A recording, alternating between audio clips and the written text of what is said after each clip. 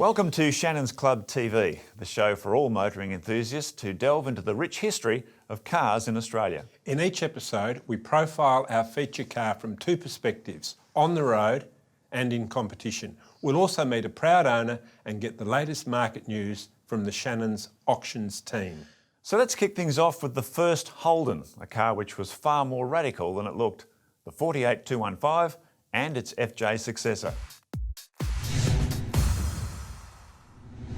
Even when it was new, the original humpy 48215 FX Holden disguised its breakthrough engineering behind an essentially pre-World War II appearance. Australia's own car was designed, engineered and tested in Detroit before being tested again in Australia. Work on Project 195Y25 began during the war. Behind its creation lies a veritable jigsaw of pieces. Foremost among them, Chief Engineer American Russell S. Russ Begg. Begg decided that his car should have a better power-to-weight ratio than other sedans of its era. He reckoned by using a bigger engine than expected for the size of car, the extra torque would give superior performance with outstanding fuel economy. An experiment at Chevrolet had conclusively favoured a 6-cylinder engine over a 4 in a compact sedan. Mark, I doubt whether Russell Begg thought very much about this, but his approach to creating the 48215 pretty much set it up as an ideal tin-top racer, didn't it? Oh, look, it was a very successful car. I mean, you look at the ingredients, it had a very tough unitary construction body and suspension, a good 6-cylinder engine, 3-speed gearbox, but the power-to-weight ratio was also excellent for a family sedan. Even in standard form. Exactly. Yeah. So you add the fact that they were widely available, they were very cheap, and this was an extremely successful touring car over two distinct periods, which I'll get to a bit later. Begg came to Holden from Opel via the US. Between 1934 and 1939, this radical engineer gave Opel the world's first mass-produced monocoque cars. Unitary bodies were at once lighter and stronger. This meant you could replace an old model with a lighter one of the same size, or develop a bigger and better equipped car with no weight penalty. Opel sales rose exponentially. Begg refined his formula for the Holden, making it unique in the late 1940s automotive context.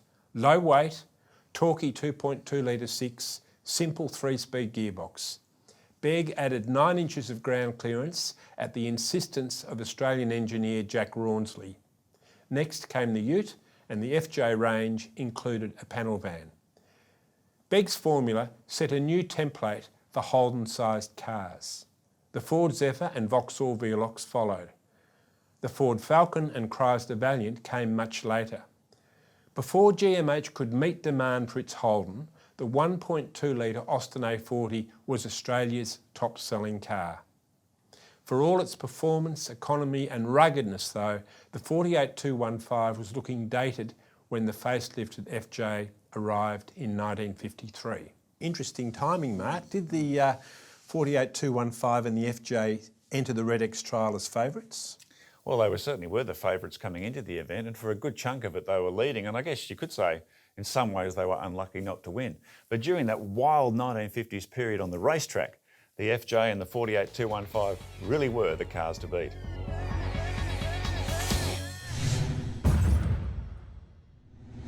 The birth of Australia's own car in 1948, the legendary Holden 48215, also played a pivotal role in the rapid growth and popularity of touring car racing to become the nation's #1 motorsport attraction. There were two distinct periods when 48215 and FJ Holdens were outright contenders in touring car racing. The first was the outlaw years of the 1950s, when rules were scarce and modifications ran way out of control. The top guns at that time included Jack Myers, Leo Gagin and John French. There were Repco high-power cylinder heads, triple carburetors, high-octane fuels, Jaguar and MG 4-speed gearboxes, lightweight panels and even slipstream bodywork. By the end of the 1950s, power outputs from the 2.2 litre 6-cylinder grey motors had tripled and speeds were becoming dangerous. Clearly, there was a pressing need for a national set of rules. John, they were wild cars, and no doubt, the boys on the street in those days would have been so inspired to hot up their cars the same way. Oh, extractors, twin carburettors, even triple carburettors, track Fluffy rods, tyres. lowering blocks, all that sort of stuff, yeah. And wild colours, yeah. Because when you think about it, the hot rodding scene, was big in the USA, particularly on the West Coast. It was sort of like our version of that, and the Humpy just seemed to be perfectly positioned for it. It was almost as if it was designed to have been a hot rod in the first place. Yeah, they were amazing days. Certainly were, yeah. The venerable first-generation Holdens remained a competitive force when they raced under a much stricter set of national touring car rules called Appendix J, which came into force in 1960 and included establishment of the annual Australian Touring Car Championship. The highly modified Humpies of the 1950s were replaced by cars with more limited modifications to ensure they would not stray too far from their showroom origins. Even so, the new Appendix J Holdens were seriously fast machines for their time, with famous drivers like Norm Beechey achieving 200 km/h top speeds and low 15-second quarter miles by 1964. However, by then faster rivals like the Jaguar Mark II and Holden's own EHS4 were pushing the benchmark to new heights. And by 1965, with new improved production rules and the arrival of Beechey's new Ford Mustang V8, the days of the 48 Series Holdens as outright contenders were over. It was the end of an unforgettable era in Australian motorsport. Other great episodes of Shannons Club TV are available to view anytime on the club website.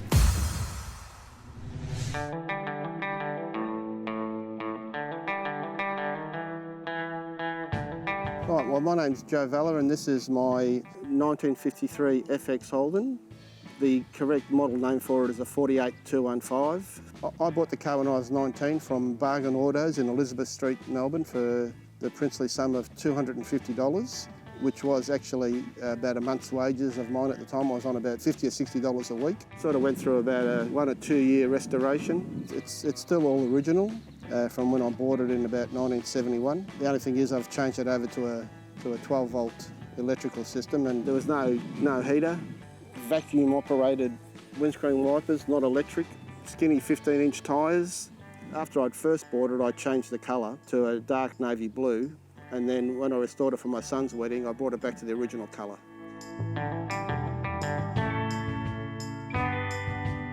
Considering it came out in 1948, it was only 3 years after the end of the Second World War, and to think that we were mass producing a car here, it was a very big step. So it was Australia's first car. Well, driving one of these, you have to think about it a bit. You have to think about your driving because there's no synchro in first gear. The car has to be completely stopped before you can drop it back into first. They didn't corner all that well. You had to think a lot more to be safe. I've been with Shannon Insurance for quite a few years now. I've probably got about 10 cars registered with Shannons, and yeah, they've looked after me pretty well. I've had no trouble at all with Shannons. In 1973, I used it for our wedding. Well, my son wanted to use it for his wedding. He's just had a son. I've just had a grandson, so I've got my first grandchild now. And I'd like to think that it'll be there for his wedding as well.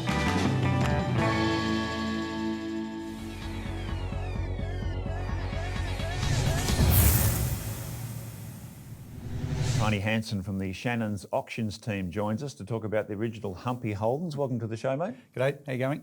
Welcome, Tony. The 48215 and FJ Holden, are they now hugely collectible? Well, they are collectible, not hugely collectible, but there is a good market for them out there. Yep, always be a collector for the very first Holden.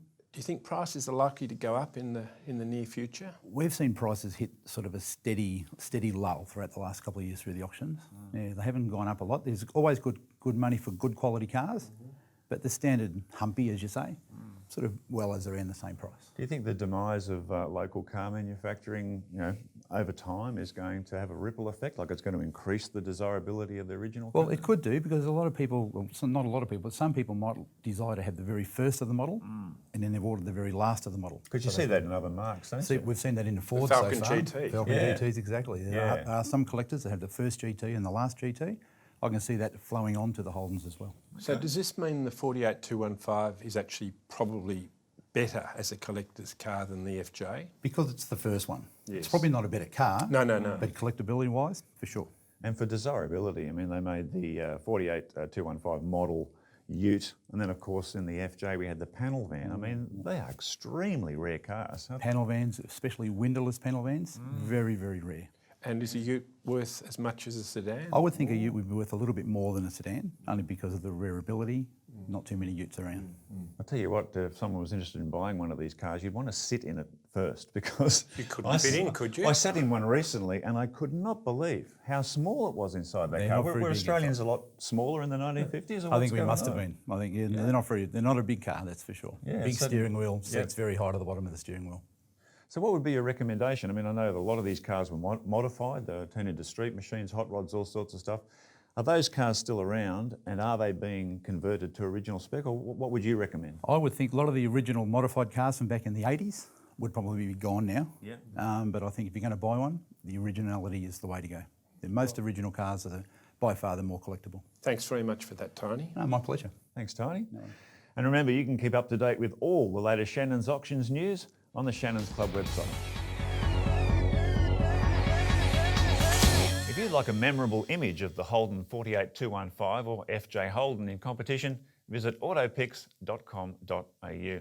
John, looking back on this first Holden, I mean, given the conditions at the time, they pretty much hit the bullseye in what was required as Australia's first, own car. Well, they called it Australia's own car, and in my view, it was absolutely the best car in the world for Australia at that time. At that time, yeah. With its combination of high performance, fantastic fuel economy, room for 6 people and their luggage, capacity to go over all kinds of roads, and ubiquitous spare parts, cheap.